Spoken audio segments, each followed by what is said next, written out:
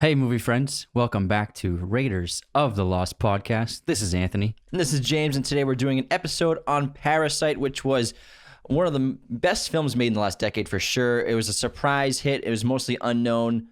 It won the Palme d'Or, the prestigious award at Cannes Film Festival. It also won 4 Oscars, including Best Picture, Best Director, Best Screenplay, and Best International Feature. This deserved all the accolades it received because it's easily one of the few masterpieces of the 21st century, and it's an unforgettable film. And Bong Joon-Ho, the director, he's been a staple in Korean cinema for a long time.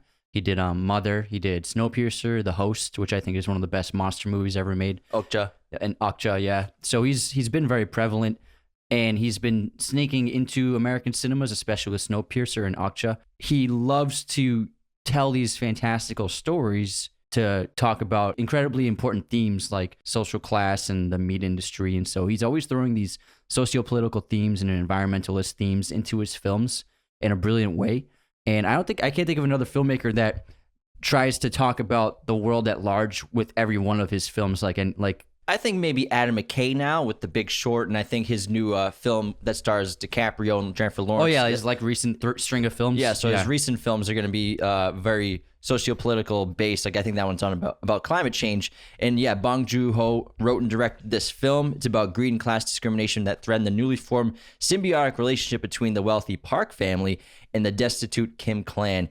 And Bong actually pulled inspiration from his real life because he used to work as a tutor for a wealthy family in his youth when he was in college, and he often felt like he was spying on them in a way. And that's kind of what you feel like when you're watching the Kim family, because majority of the world, you know, we're not in that 1%. We're somewhere hovering around the poverty or middle class line. And this film really dives into this theme and reality of drastic social class differences in most first world countries and wealthy nations. And many countries have immense social income inequality gaps from rich to poor. The best way you can support Raiders of the Lost podcast is go to patreon.com/Raiders of the Lost podcast and become a patron today. Patrons get special perks like personalized messages, personalized video messages, and top tier patrons get a monthly shout out on the podcast. The idea of Kevin being a tutor to initiate the infiltration by the Kim family into the Park family, that seemed to be the only possible route for Bong Joon-Ho, because from his experience, like you said, of being a tutor, he understood that that was the only way where a high class family and a low class family would ever intersect. And that's pretty much the only way their lives would be intertwined in a work relationship rather than in any kind of social relationship. And he often said that it's a sad realization of the society that he grew up in, but it is obviously the only way that it was believable for this family to come into the lives of the other family. Well, I think there are 2 ways. So like you just said, just to play off that, when Mr. Kim gives Mr. Park that fake card for the care, and he says this is like a service for people like your status that need drivers or housekeepers or tutors or anything like that. So that's, like you said, that's the only way for them to integrate into these upper class populations and families and people. But also, there's a paradox where the Kim's friend Min, who early on in the film brings them the stone, he's well off. He's pretty wealthy, or seems to be, and he's the original tutor of the Parks family. That's like a paradox of where wealthy and lower class people, upper class and lower class people do have friendships, but in a way where there's still that boundary of wealth gap. And actually that situation with Min is actually a fantastic example of the first instance of portraying the social divide between the two classes, because Min asks Kevin to tutor Dai, who he has a crush on and wants to eventually marry when she becomes of age.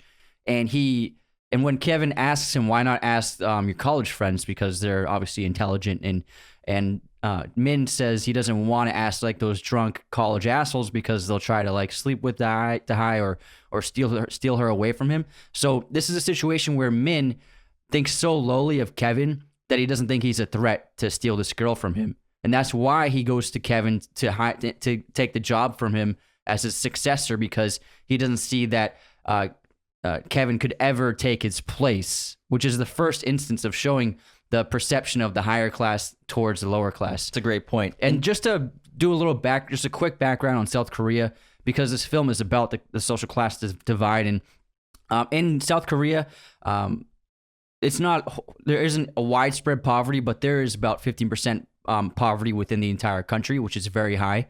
And also, it's difficult for non-educated people to find good jobs because the market is so competitive out there. There are so many people vying for positions that only well-educated people tend to have good jobs.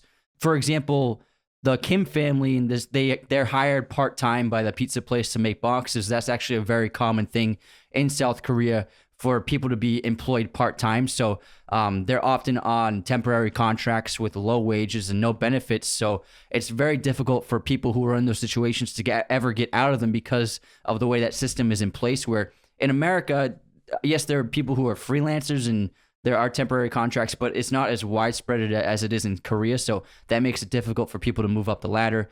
And also, 50% of all elderly people in South Korea live in poverty, which is extremely high. So, which is a sad thing for a country where the older people get, the more likely they are to be poor. That's a little background on the social class divide in South Korea, which Bong Joon-Ho based his entire story upon and talking about these issues. Yeah, and also South Korea, they do have a wealth gap, and the poverty rate, you said it's about 15%, similar to America, which is about 9 to 10%. Yeah. I think 9.2% was in 2020. Okay, yeah. And I think it's been going down about 1% gradually since like 2016.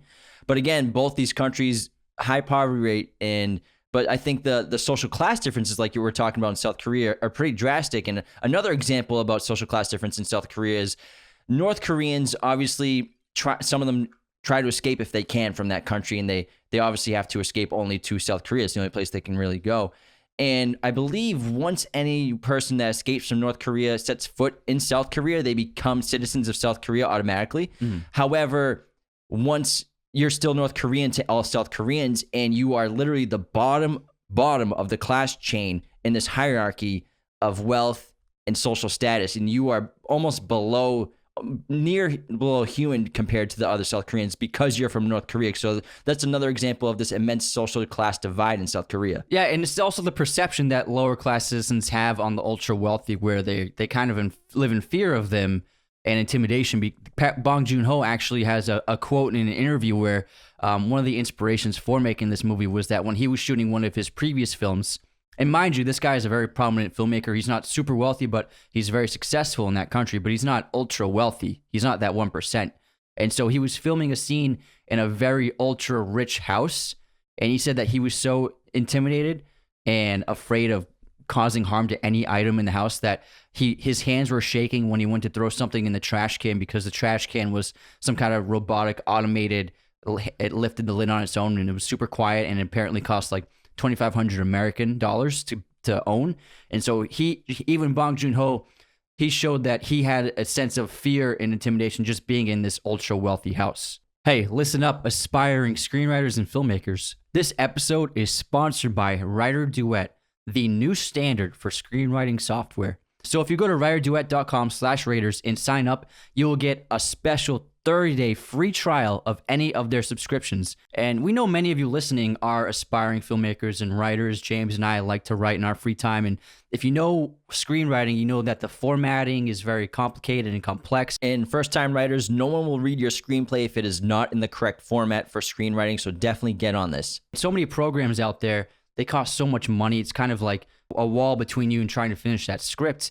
But Writer Duet makes this process of writing a screenplay streamlined, easy. It has a cloud-based access from any device, anywhere. You can be co-writing a script with a friend on your iPhones from across the world. Famous screenwriters are using Writer Duet. You have Jim Uhls, who wrote Fight Club, is using it. Christopher Ford, who writes Spider-Man Homecoming, is using it. This has become a new staple to the industry, and it's free to sign up with Writer Duet using our special promo, writerduet.com/raters, for a special 30-day free trial from any one of Writer Duet subscriptions. And if you go to writerduet.com/raters this week and sign up, we will personally read the first 10 pages of your screenplay.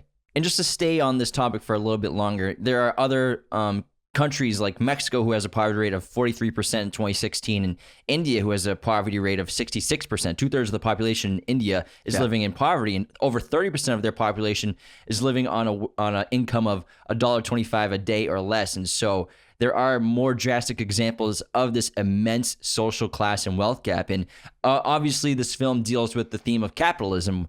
And I think it's safe to argue that it's good and bad. There are pros and cons, just like any socio-political economic system. And I think capitalism is a lot more complicated and nuanced than people may generally understand. And just to define capitalism, so we have a good definition of it to talk about this film, capitalism is an economic system based on the private ownership of the means of production and their operation or profit. Central characteristics of capitalism include capital accumulation, competitive markets, price system, private property, and the recognition of property rights, voluntary exchange, and wage labor. When capitalism goes astray and becomes a negative thing is when government deregulates it.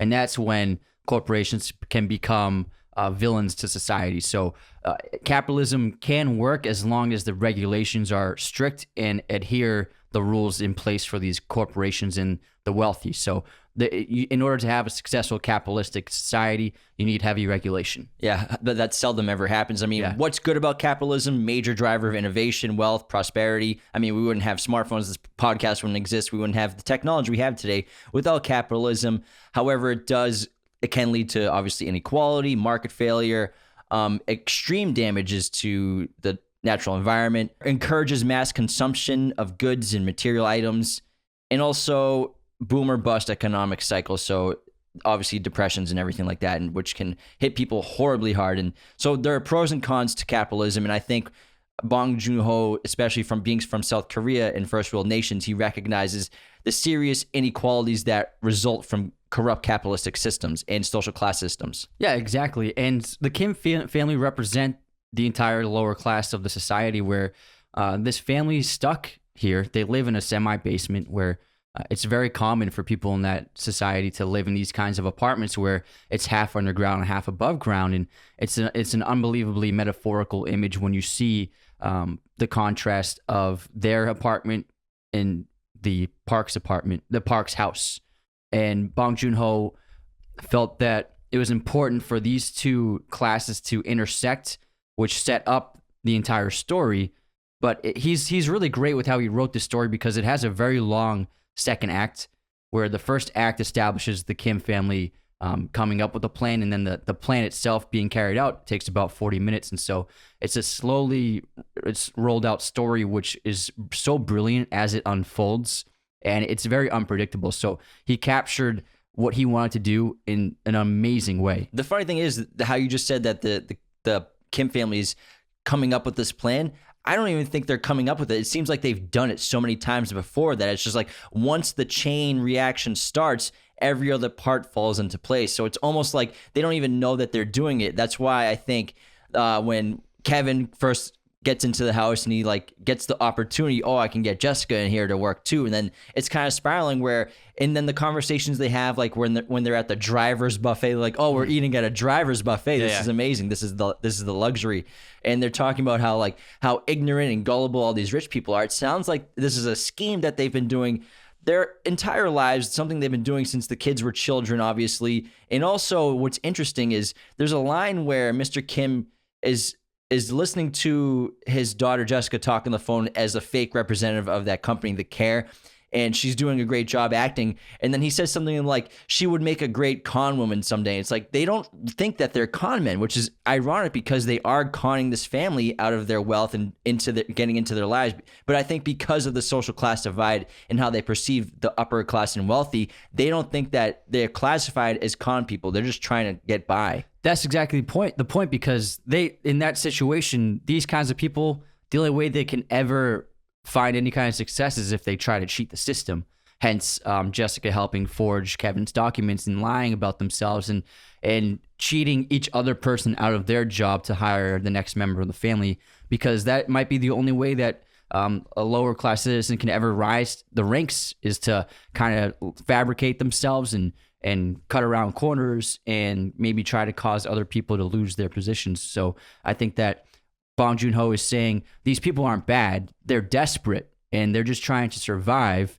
And so they're putting their family before everyone else, which you can't shame them for. You know what I mean? They're in the situation where they can barely get by. And so I think people can look at them as villains, but I don't think they're villains at all. And what's so great about this film and the cinematography and the imagery. There's so much symbolism just right in front of your face if you're looking.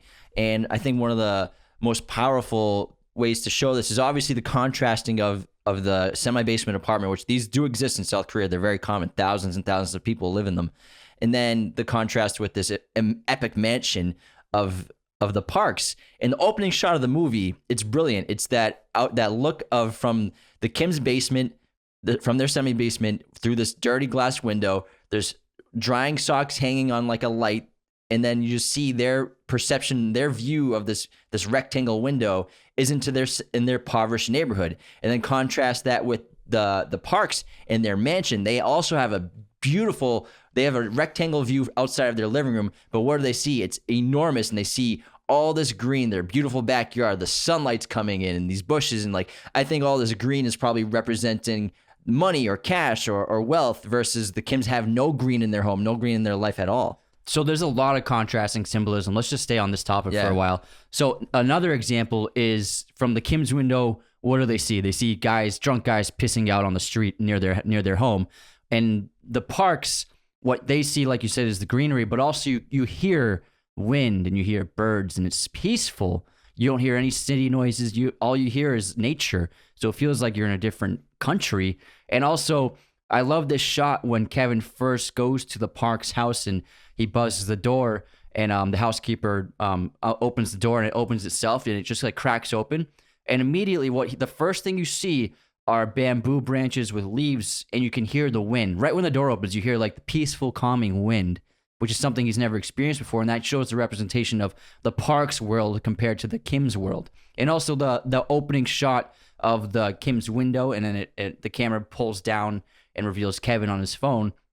That is a bookend to the film where the film starts with that shot where it starts with the window and shows Kevin, and he's on his phone looking for a Wi-Fi signal. And then the very final shot of the movie is a bookend of that, in which all the events of the film take place. And then we have another shot of the window at nighttime, and then the camera pulls down, and Kevin is looking at the letter that he's writing to his father. And so it's an amazing bookend for the film. And I think another great piece of symbolism in one of the most important thematic pieces of the film is the viewing stone, which is the stone that Min comes and brings to the family earlier on in the film. And this gift in this viewing stone, Min tells him, is supposed to represent material wealth and prosperity, which he gives to the Kim family because he knows that they are going through tough times and they can't find work. And the cool thing about this viewing stone is the theme of it changes throughout the film, because early on in the film, when he brings it to their house, it represents what they want, their prosperity. They want jobs, they want wealth, and so they think that this stone will bring it to them. And eventually, they all work their way into the Park family's house, and they all have jobs, they all have income coming in, and so it's exactly what they want. But obviously, the rainstorm, which happens about halfway through the film, is the main catalyst of the change of the mood of the film and the drives of the characters, because then it changes to this prosperity is now drowning in this underwater apartment. It's their hopes and dreams of prosperity have just basically drowned away. But it's not until then Kevin rescues this stone, and it, instead of it being a representation of their prosperity and wealth, it becomes a representation of their desire for wealth and greed and to keep that wealth. And it's so representative because Kevin then takes that stone to go to the basement of the Park's house to kill the man that's in the basement with his wife with the stone that brought them prosperity. This episode of Raiders of the Lost podcast is brought to you by our good friends at manscaped.com. Use coupon code Raiders of the Lost to get 20% off and free shipping from manscaped.com. 2 million men are using Manscaped products. They have amazing stuff to use for grooming. Don't let lockdown make you forget how to take care of yourself. We got to keep grooming all you fellas out there. Ladies, these are amazing gifts for the men in your life. The Lawnmower 3.0 groomer has a built-in light. It's waterproof. You can use it in the shower. It's soft to the touch. The deodorizers, boxer briefs, t-shirts, they've sent us everything. Their cologne, we love it all. Definitely check out manscaped.com. Get your products from there using our coupon code Raiders of the Lost for 20% off and free shipping. Thank you to everyone who has been using our code. So that's one of the meanings, and I agree with you 100%. I also think that the stone has another meaning, and I think that the second meaning for the stone is a metaphor for plans. And so if you watch this movie, the characters talk about making plans often, especially Mr. Kim, where when Kevin first gets the opportunity to interview, Mr. Kim's proud. He's like, "Oh, you have a plan." And then several other times until the climax of the film, people mention plans, especially Mr. Kim talking about making a plan. And then even after the storm and after they tie the couple up in the basement, Mr. Kim says he has a plan, and Jessica and the others want to know what his plan is. But after the rainstorm, Mr. Kim decides that it's best not to have a plan. And so I think the stone was a metaphor for making a plan for your life. And because once they got the stone, they started making these schemes and making these plans to infiltrate the Park family. And so the stone helped them begin that process. And then after the rainstorm flooded their apartment and pretty much ruined their lives, Mr. Kim realized that having a plan is not a good idea because life never works out the way you want it to for people like them. And so that's why afterwards the rock is drowned in the water, because plans for them always fail for people like them. But then after that, Kevin makes the conscious decision to reject his father's words of not having a plan, and he takes the rock with a new plan to kill the couple in the basement. And so I think the rock represents motivation and scheming and making plans for yourself. And it's also, to stay on the topic of plans, it's really ironic because Mr. Kim tells his son Kevin that, like you said, making a plan is pointless because it never works out. And then ironically, at the end of the film, obviously we're assuming you've all seen this, so spoilers alert, where Kevin makes the plan that he's going to become very wealthy, and we have this like dreamlike sequence where he gets the wealth and he gets the house and he gets to save his father basically from the basement of that mansion. Again, like you said, it's a bookend of the film where we're panning down back to Kevin. Despite this dreamlike sequence, he's back into the bottom of that semi-basement apartment. I think it would take something like 540 years of him working his jobs just to acquire that wealth, assuming that he can never get a higher education. Yeah. And so it's ironic that he's making a plan despite knowing and his father telling him that plans will never work out. Yeah, that's exactly right. And a lot of people, the ending can be divisive. People think that it did work out in the end, but Bong Joon-Ho has stated that it's not going to work out. And the reason why it's actually very easy and simple to understand is because if Kevin's plan at the end to become wealthy and buy the house, if that was going to work out, then Bong Joon-Ho would have just cut when the family embraces in the backyard of the house, and that would have been the end of the film. So why would Bong Joon-Ho go back to the apartment and show Kevin destitute again if that wasn't his eventual outcome to always be destitute? So Bong Joon-Ho has stated that is in fact the ending, and I mean, you can still interpret it however you want, but ultimately the whole theme of plans for this movie is Bong Joon-Ho is saying that for people who grow up in the lowest class of this society, no matter what plans you make, you have no chance of getting out. And so that's what the Kim family represent, that no matter what they do, no matter what schemes they make, and they'll never grow out of their lower class struggle. There's one more contrasting symbolism between the two houses. And so both sets, there's basically only two sets to this movie, pretty much. It's the Kim apartment in their neighborhood, which is actually built on a big water tank. And then the Park house was actually constructed from scratch on a set, and there's actually like green screen behind the house and set, and they just painted in the atmosphere. Bong Joon-Ho was actually, he helped design the Park house with an architect. So everything you see in the Park house, it's very planned and meticulous, and nothing is there by accident. It's not like a production designer was like, oh, let's just put this there and that there. Everything was by design with Bong Joon-Ho instilling what he wanted in the construction of the house. And the first contrasting symbolism you see between the Parks and the Kims is so the window to the Kims apartment, that skinny rectangle window, which is just above the ground, and this is where they see the street from. And now the entrance to the Park house, when you walk up the first set of steps, and you enter the main room, which is like the living room, and then the kitchen's afterward, there is a rectangle window on the floor. And so that is a contrast to the Kim's house. So they both have these long rectangular windows on the floor levels. And then another huge moment of symbolism is throughout the entire architecture of the house, Bong Joon-Ho carefully placed lines And these lines, they're architecturally natural within the construct of the house, like whether it be like a window pane or the handles of the fridge or a hallway which divides a room. If you watch this film, characters are placed on either side of the line depending on their social class. So the Kims and the Parks are oftentimes always divided by these architectural lines to depict a division of social status between both families.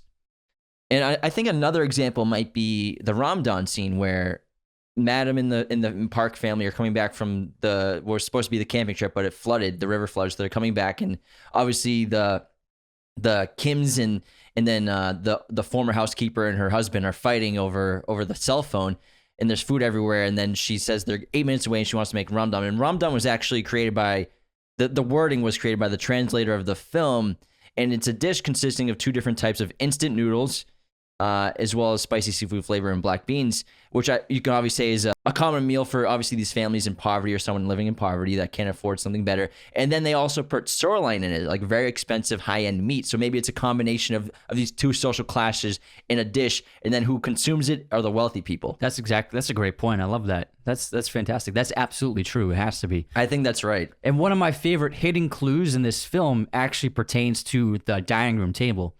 Now, if you watch this movie closely, watch it on second viewings, and I'll put photos up for you to see.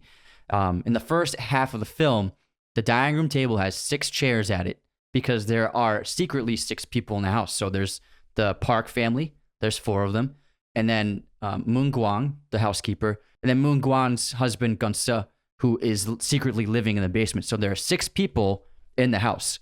And now in the second half of the film, after the Kims have infiltrated the home, there are now 10 chairs in the dining room table because now it's both the Kim family, the Park family, and the couple in the basement. So now there are 10 people in the house. And that relates directly to the theme of Parasite, which is obviously the title of the film. And a parasite is an organism that lives on or in a host organism and gets its food from or at the expense of its host. And this is a blatant metaphor of both the Kim family as well as the original housekeeper and her husband at the Park's house in the basement, Gun-se. It's so metaphorical because both these families, because they're lower class, like we've been talking about this whole time, they're trying to get what they can from the wealthy, from the elite.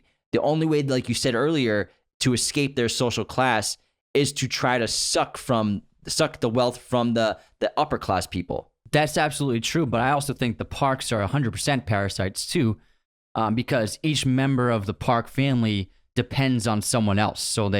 So whether it be a housekeeper to cook and clean for them, or an educator to teach their kids, or Mr. Park needing a driver, everyone is a parasite in their own different way because they all need someone else to survive. And so I think Bong Joon-Ho is saying that I think to an extent everyone is a parasite for some reason. You know what I mean? Yeah, maybe. So I think the Park family definitely are parasites too. I think everyone in this movie is a parasite. Yeah, you're probably right. Yeah. And then there's even earlier examples of the Kim family being parasites. The opening of the movie where they're trying to steal people's Wi-Fi. That's just a parasitic theme as well, where they changed the password, but I found Coffeeland 2G over here. Yeah. So they're parasites in pretty much every facet of their life. Yeah, and they allow the extermination gas to go into their house, just like the stink. So they're kind of like stink bugs of society where they're being exterminated. You know what I mean?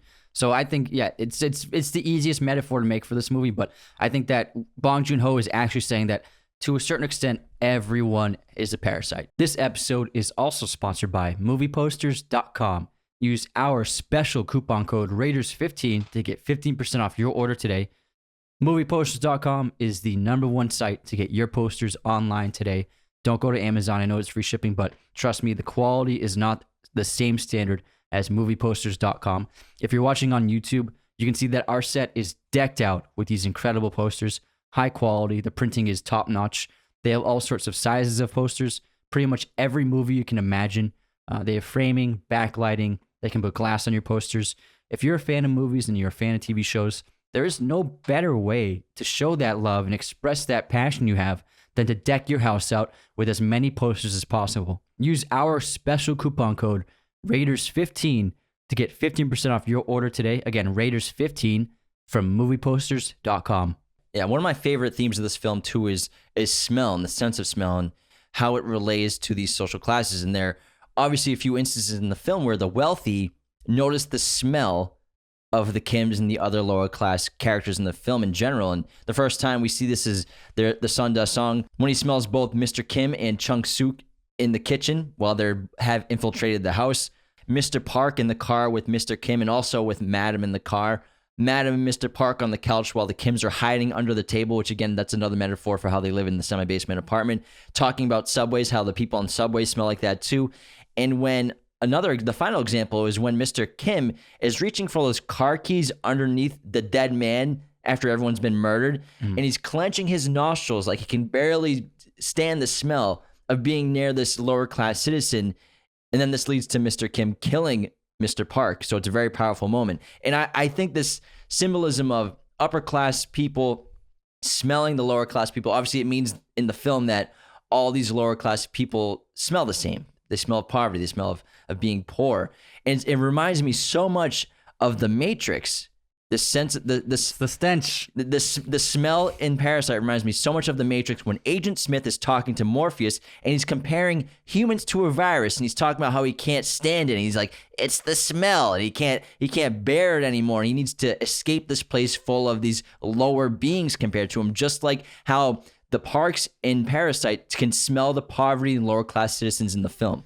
That's exactly true, because what he's saying is that high class people are in a way repulsed by the lower class, and the smell is a perfect way to translate that on film. But also the Parks, they are repulsed by every other facet of being a lower class citizen, and this is actually why they fire the other people who were once working for them. So the Parks fire people for what's considered lower class behaviors. So for example, the Parks fire their previous driver because he's being promiscuous and think he's using drugs, which is something that the high class would associate with being lower class. And then also they fire their housekeeper because they believe she's sickly, which is also a way they perceive the lower class, because the lower class people have poorer health, and so they're oftentimes more sick than the higher class people. And so they reject these kinds of social behaviors that they object to lower class citizens in a way. But also, in a way, the reason that these parasites and these people are able to come into their lives is because they say multiple times how gullible rich people are, and how they're always pretending to be nice, or they're acting more nice than usual because they're so rich. And like Chung Suk says in the film, like, if I had all this money, I'd be nice. I'd be even nicer too. And it leads to that belt of trust that Madam explains, where the word of mouth and reputation of these people, they'll take it despite not fully knowing these people. And I think it's because they don't want to do the work themselves, and they will gladly have anybody else that does a decent job just take over all the cares of their life. Yeah, she says that because Mr. Kim says they're rich but they're nice, and then Chung Suk says they're nice because they're rich. So that's exactly the point. And what happens in this film, which is very interesting, is the Kims, as they enter this high society world, they're not part of it, but I mean, they aren't high class anymore still, but they're entered this world, and they think that they act like they've moved up a ladder. This is why when Moon Gwang shows up at the house asking for help, Chung Suk is very dismissive of her at first. And she even, like, when she finally does let her in, the way she's talking to Moon Gwang is like so dismissive and horribly, like she looks down on her. So, and then when she finds the husband, it's like it's as though Chung Suk forgot that a month ago they were destitute as well, and she's looking down on this couple for doing their best to survive under the circumstances. And so you can see how they have become corrupted by the success they're having, and they're already beginning to view these lowly citizens as less than, even though they have lied to reach this level of moderate success. They're already forgetting who they once were. And so Bong Joon-Ho is showing that you can easily be corrupted by wealth and by power. Yeah, the poor turn on each other as soon as they get just a little bit of privilege, which is it's wild. And let's stay on this topic of the basement for a little bit. And like, I want to talk real quick. And how did the Parks not know about this basement? In case you're wondering, in case you missed it in the film, and it's mentioned by the former housekeeper that the previous owner, the architect, was embarrassed to reveal that such part of the house existed.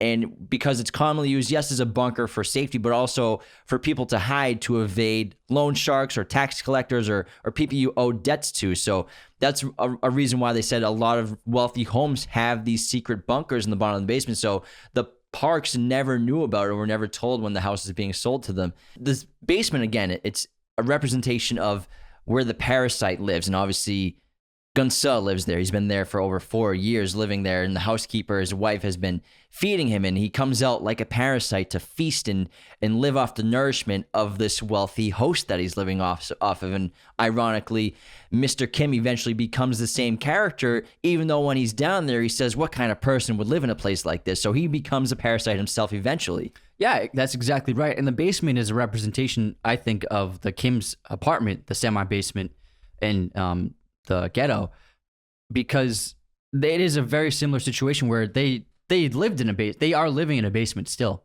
but then they look down on this person who is actually living in a legitimate basement to a house, and it shows the social divide set up in one construction in this one house where the Parks have such high class, and they had no idea that someone so low was living right beneath their feet.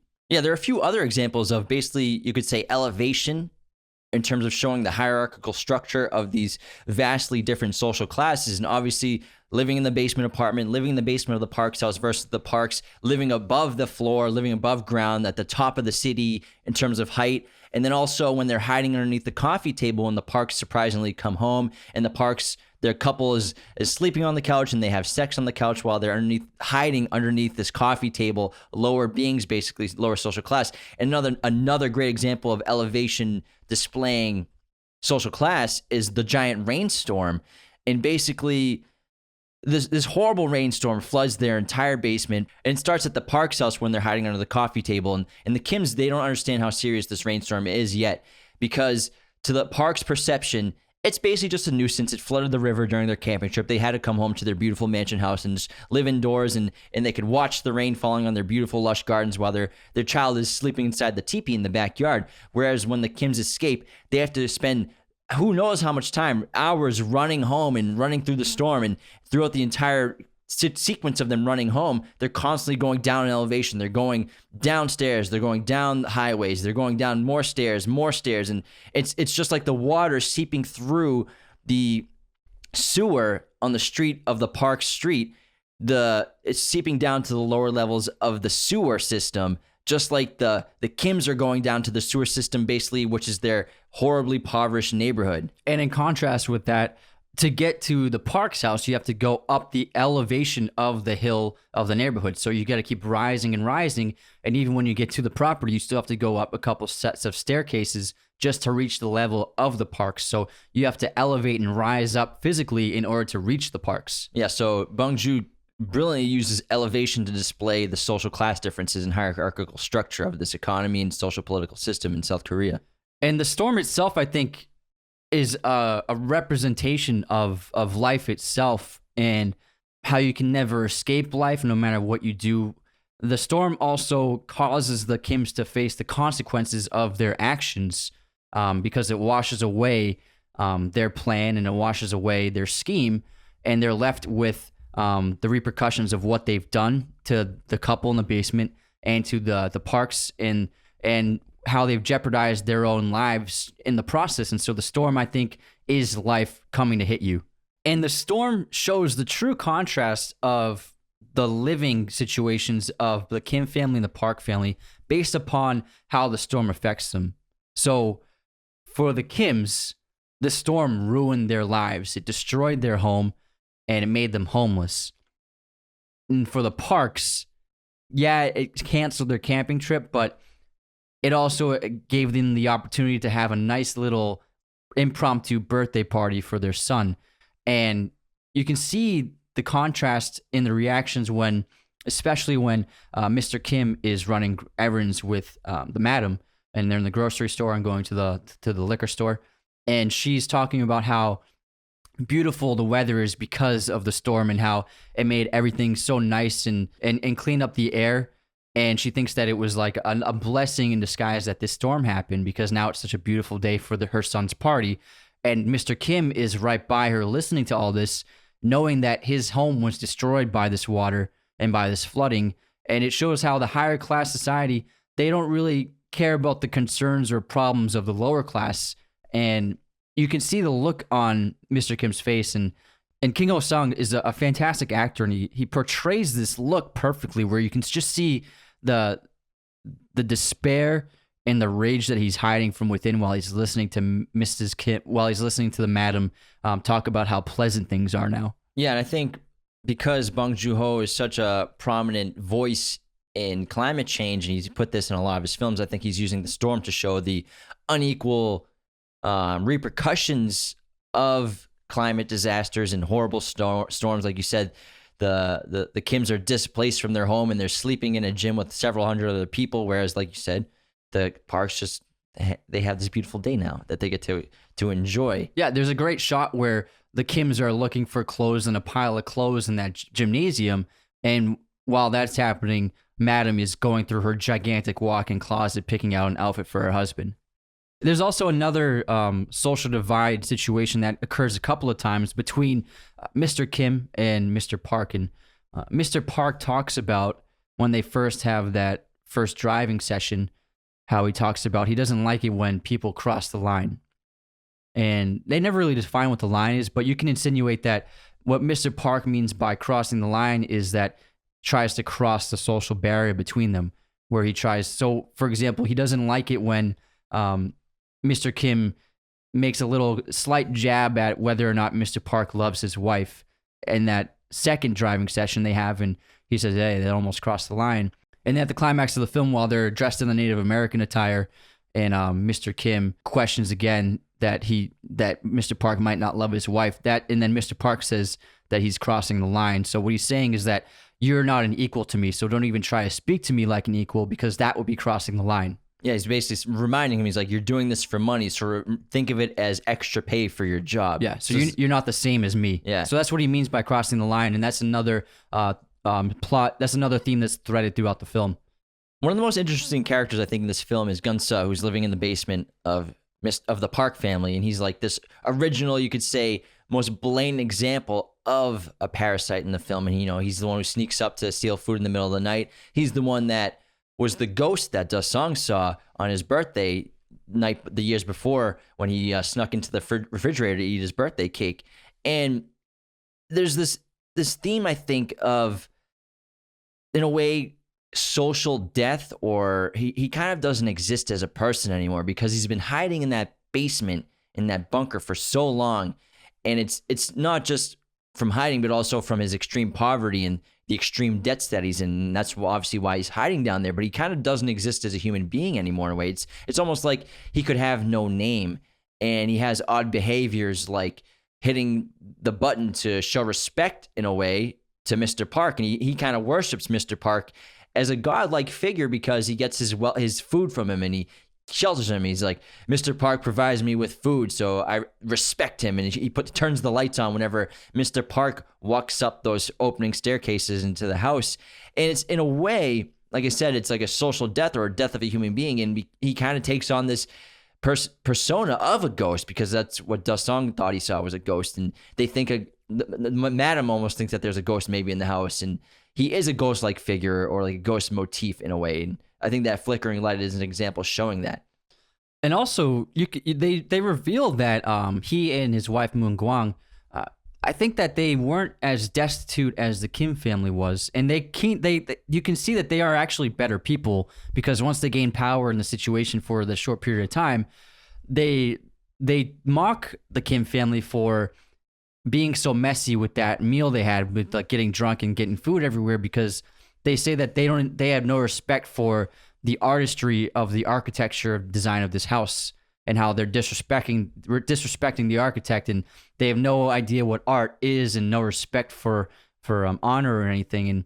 And then they show like those quick little snippets of when in the past, when the couple, when the Park family are gone, they would just sit in the living room and bask in the beauty of the yard, and they would listen to the record player. And so it shows you that at first, when you see these people, he presents them as like scary figures and people that you don't want to associate with, because when she returns, Moon Gwang she's all bruised and battered, and she seems super desperate. You don't know why, and it's kind of like scary in a way. You're like, is she gonna try and murder Chung Suk when she arrives? And she seems very erratic, and he makes you kind of like think less of her. You know what I mean? In the situation, the same thing with Gun Se, and so he presents them initially as how like the higher class view lower class people, but then he reveals that they're actually very decent people and they were very good people and they were just doing what they could to survive. And in many ways, the Kims are worse people than they were. Yeah, if it wasn't for, you could assume the debts that Gun-suk collected in his life, and that's the reason why he's hiding. You could probably say that they, were better people than the Kims are, and they weren't exactly conning their way into that house. But in a way, they do live off the Park family like parasites, like the Kims eventually do. Mm-hmm. But it's the Kims who cross the line, and I think she calls them like repulsive people because the way they con themselves into the room, into the house. Yeah, they view them as way worse than they are. Yeah, and the housekeeper talks about how she's like, I thought it was weird when the driver lost his job, and then all these other people started to lose their jobs at the same time, and the methods that they use in terms of the peach is to give her the fake tuberculosis and have her go into allergic shock and basically eventually kill her too. And just the way that Chung Suk just kicks her down the stairs without hesitation. And I believe how the housekeeper says that Chung Suk is such a nice person. She kicked me down the stairs. And so I think that they're showing, you're right, that they're much worse people than Gun-soo and his wife are. Yeah, because they're willing to do anything to survive, even lose their humanity. And so what makes this movie so great is its unpredictability. And as the second half is ending, you seem to have an idea of like, oh, this is what this movie's going to be. But then Moon Gwang shows up, and then we meet the husband in the basement. And so it has this amazing twist at the end of the second half where the movie just completely takes a total turn and becomes something else. And then right after that twist, we get another twist where we learn that the Parks are arriving in 8 minutes. And so Bong Joon-ho, like I said earlier, this movie slowly unfolds, and it's very meticulous, and it just takes about an hour or more to get to this point. But then when it hits this moment of the film, it is absolute chaos, and it's insanity, and it really propels this movie into the stratosphere of being one of the most incredibly unpredictable movies you've ever seen. Yeah, it gets even more chaotic when after the giant rainstorm, after they've been displaced, they're all individually invited to the birthday party the next day. And this is the day after that they just tied up the people in the basement, and they could have killed the housekeeper. They don't know that yet, in which they eventually learn that they do. All these storylines and all these parasites who are all trying to live off of the same family are all coming together and crashing. And we have the wild scene where, again, Kevin tries to take the viewing stone to go and kill the people in the bottom of the basement. He's going to kill them with it. And obviously he drops it down the stairs, and they find him, and then Gun-soo escapes, and Gun-soo goes takes the knife, goes straight to the party, and stabs Jessica right in the heart, and he tries to kill the entire Kim family. And it's such an interesting scene because this character, again, he's been in the basement for over 4 years. I feel like he has no humanity left. So he doesn't even think twice about walking through the house with a giant knife in front of all these people, these children, adults enjoying a party, and just immediately stabs her right in the chest, and it's no hesitation at all. And it's also it's that plus the death of his wife, which just completely destroyed his humanity. Yeah, and then that's responded with Mr. Kim takes the knife after Gun-soo is killed by Chung Suk. Mr. Kim then takes the knife and stabs Mr. Park in the heart. And I want to talk about, why does Mr. Kim kill Mr. Park in this situation? I think it's because obviously he watches Mr. Park clench his nostrils because he can't bear the repulsive smell of this lower class citizen who he's getting the car keys from. He can't even look at him. And then Mr. Kim sees this, and then he just takes the knife and stabs him. And I think this is Mr. Kim letting out all his decades long of frustrations with being a lower class citizen and having no money and having to work for wealthy people and never even be able to, like you said, cross the line for even just a conversation. That's exactly what I look at it too. He represents the frustration of the entire society of the lower class towards the high class, where it gets to this point where he's just sick of it and he wants to stop it. and he wants to cut the head off the dragon. And so he just, and plus watching his daughter dying, it puts him in this bloodlust where he just wants to put an end to it. And so that's why I think he stabs Mr. Park as well. Yeah, and again, you said earlier in the episode that you don't see them as villains, but this is obviously a villainous thing to do. It's not obviously good to kill people, no matter what they've done to you in a way. Yeah, just because they're wealthy and elite. So I don't think that it's good to like act like Mr. Kim did was justified. And then Mr. Kim, this is where he takes on the persona of the ultimate parasite, where he hides in that under basement bunker, and he becomes what Gun-seo was, and he lives down there, giving out that Morse code, waiting for one day maybe for his son to find, if his son ever recovers from his injuries. And like we said earlier, it is a sad ending. This movie, it has a lot of comedy. It's very funny. It's laugh out loud funny, but it's also extremely tragic. And Bong Joon-Ho masterfully combines these two themes and these two genres of a tragedy and a comedy in a brilliant way. Like I can't think of many more movies that are horribly sad and yet insanely funny at the same time. But he manages to walk this tightrope successfully. You can interpret the ending how you want, but Kevin recovers from his injuries, and he finds the Morse code that his father's leaving him while working these low-paying jobs and being tailed by the police looking for Mr. Kim's whereabouts, and he figures out. And again, the ending is not a happy one, like Anthony said earlier, and it ends with the bookend of him still living in that semi-basement underneath the window view of the streets where that homeless man pees all the time. Want to move on to some Parasite fun facts? Let's do it. So scholar stones or landscape rocks are actually very common in Korea. I didn't know this when I first saw the movie. I thought it was like a very special gift, but a lot of people in that society collect these kinds of stones. Bong Joon-ho's father collected them when he was younger, and that's why he included it into this film. It became a major fixture of Korean society. The violence at the end of the film at the birthday party is actually foreshadowed by Mrs. Park's table arrangement, which she has Chung-suk do, which she models after the crane wing formation, a famous and deadly military maneuver of Korean naval hero Jin Soo-shin. According to editor Jin Mo-yang, he edited the film on Final Cut Pro 7. If anyone's a videographer or been using this was a program that was the best you could use 10 years ago. So it Longer than that. It was very popular. I used it in college in the 2010, 2011. So this is a computer software that hasn't had an update since 2014, and he received an Oscar nomination for the editing of this film. That's crazy. Fincher used to use that back in the day for his early digital films. The Coens too, the Coen brothers. Cut, yeah. In the South Korean version of the film, Kim Jun makes Kim-woo a fake diploma for Yonsei University, while in the international versions, the fake diploma is for Oxford University. Bong Joon-ho felt that the international audiences need to understand the immaculate pedigree the fake resume promised. And this wraps our episode on Parasite. We really hope you guys enjoyed this one. Thanks for tuning in, everyone. Take care. Thank you for watching Raiders of the Lost podcast. Hit that subscribe button and notification bell. Listen to the audio format of Raiders of the Lost podcast on Spotify, Apple Podcasts, Google Podcasts, and wherever you listen to podcasts. New episodes every Monday and Thursday. Support us on Patreon at patreon.com/Raiders of the Lost podcast.